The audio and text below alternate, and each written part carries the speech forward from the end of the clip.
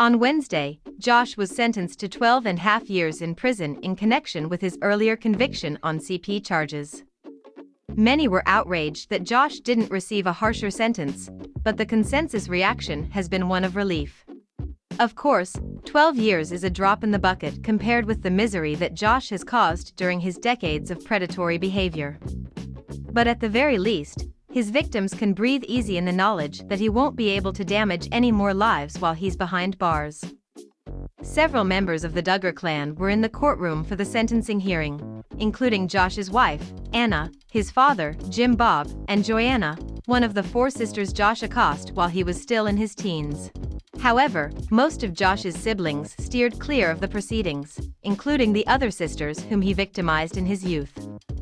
In the hours after the sentence was announced, there was much speculation as to how Josh's family was reacting to the news.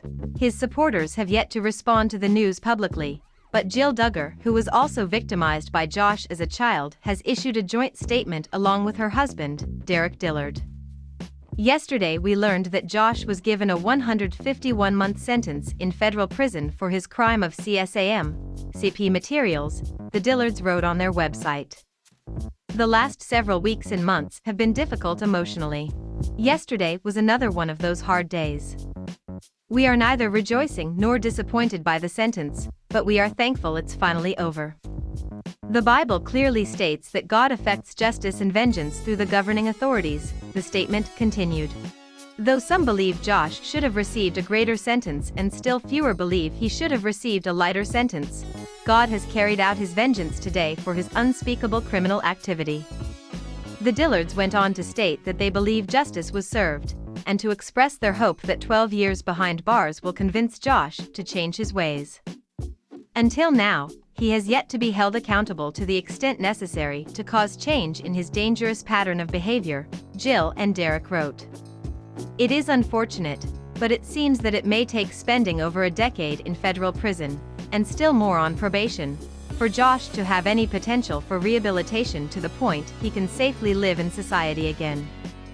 Hopefully, Josh can actually begin to get treatment and begin to work toward a lifestyle where he is less likely to reoffend. The Dillards concluded with their hope that others might learn from Josh's poor example. If for nothing else, the notoriety of this case has hopefully contributed to the deterrence of potential offenders and will help protect children by decreasing the demand for CSAM, they wrote. We continue to love Josh and his family and will be there for them however we can. It's a bold statement, considering Jill's parents still believe that Josh is innocent, and that their son has been framed as part of some vast left-wing conspiracy. Jill and Derek's remarks come on the heels of a statement from Josh's lawyers, who say they're still fighting to overturn his conviction.